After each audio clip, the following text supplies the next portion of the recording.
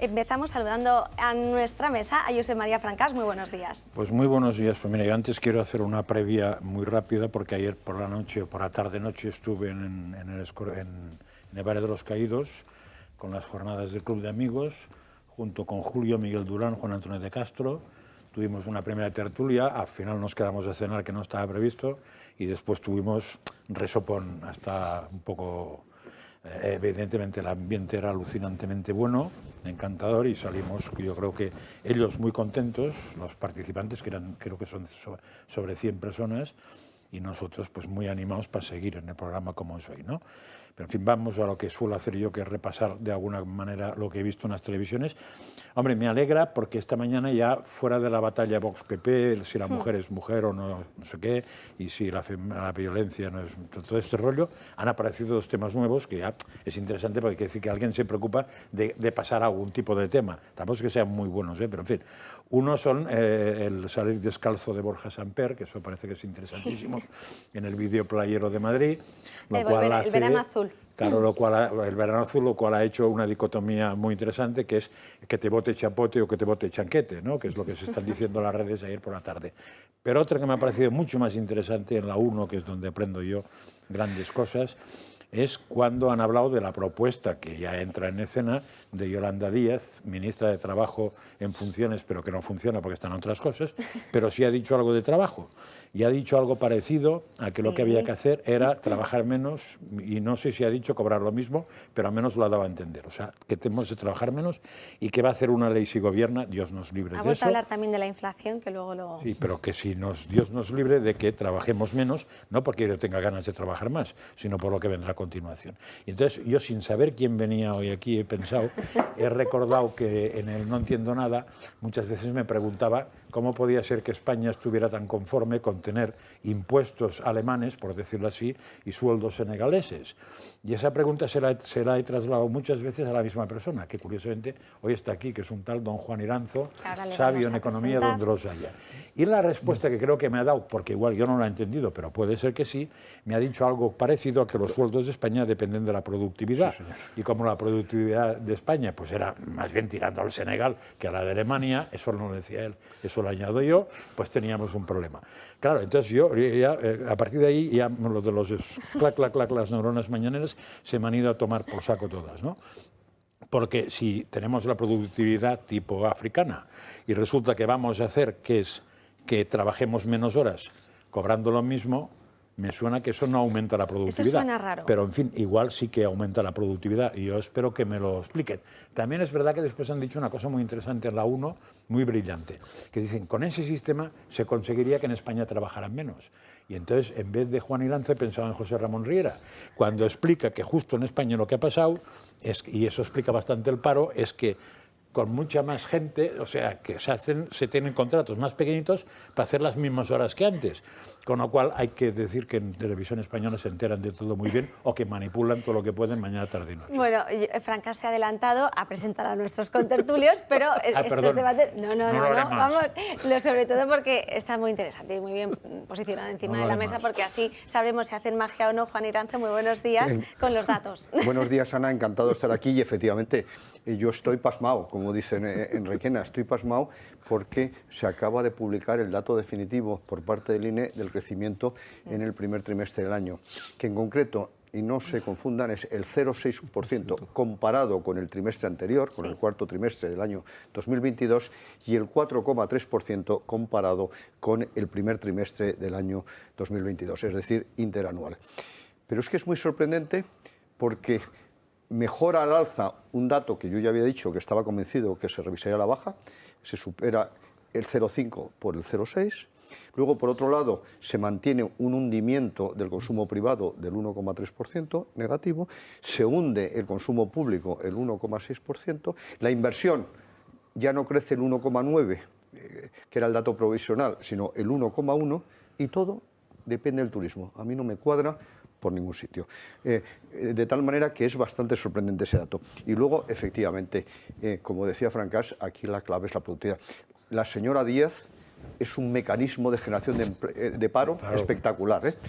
Eso sí, los disimula porque aquellos que tienen un contrato fijo discontinuo y no trabajan, no sabemos cuántos son, pero nos imaginamos que son unos 600.000, que curiosamente es una cifra que dice que no es capaz de calcular la señora ministra. De tal manera que efectivamente la clave es la productividad, porque además la productividad, ¿dónde puede mejorar rápidamente, entre comillas? En el sector industrial. Ahí es donde aumenta significativamente, pero es muy difícil que aumente en la hostelería, es muy difícil que aumente en el pequeño comercio, etcétera, etcétera. Que productividad es lo que produce cada trabajador. De tal manera que, ¿qué ocurre? Que si se produce no solo lo que dice la señora Yolanda Díaz, sino lo que ya ha hecho, subiendo el salario mínimo interprofesional, generando un efecto arrastre, que en el primer trimestre de este año, y han tardado mucho en dar la cifra, los costes laborales han crecido el 6,3%, la mayor subida de la historia de España, en un trimestre. De tal manera que, ¿eso qué significa? Pues que perdemos, ahora digo, competitividad. Nuestras empresas españolas cada vez son menos competitivas y eso implica que cada vez vamos a importar más y vamos a crecer menos. Es un error espectacular. Bueno, la señora Díaz es que no sabe de nada, pero de economía todavía muchísimo menos. Sobre todo ahora que está tan centrada en el proyecto Sumar. Por aquí seguimos saludando a la mesa a José Ramón Riera. Muy buenos días también, que nos vas a contar, sobre todo a desglosar también varias cosas económicas. Y con respecto al gasto Sí, público. bueno, vamos a hablar de dos cosas que son muy preocupantes. Una, cuando lo veamos, es decir, un gobierno socialista que va con la bandera de los servicios sociales, todo el gasto social, todo ese encumbre de comunicación de que son el gobierno que más aporta, es decir, a la sociedad española, vamos a demostrar, es decir, que esto es una absoluta falacia. No sé si te acuerdas que el viernes pasado vimos una serie de cosas como el que los salarios españoles, es decir, los salarios de la administración pública representaban el 25% del total de nuestro gasto público, mientras los alemanes suponían un 16%.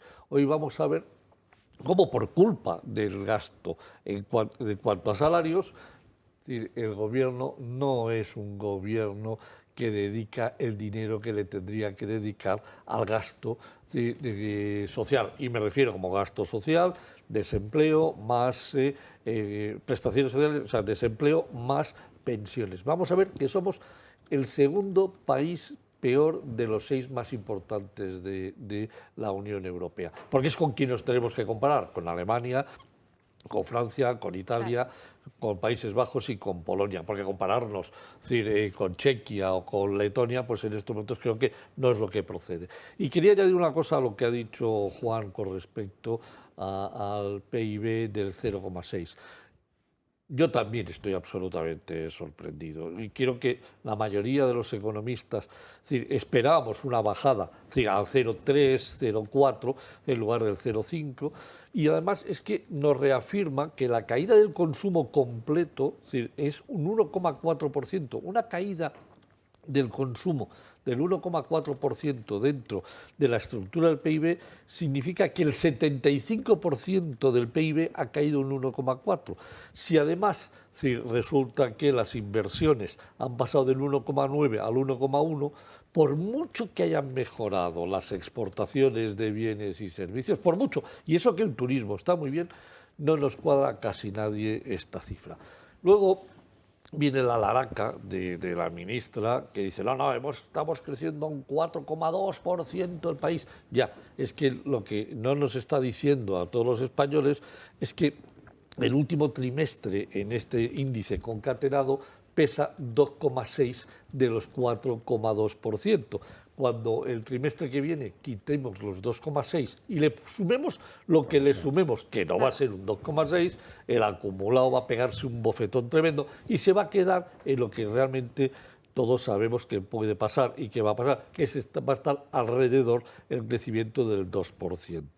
Y con lo cual, menos alaracas. Lo malo es que nos va a coincidir que salga esa cifra con el nuevo gobierno y encima le van a echar la culpa de la caída del PIB nada más terminar las elecciones al nuevo gobierno que se constituya.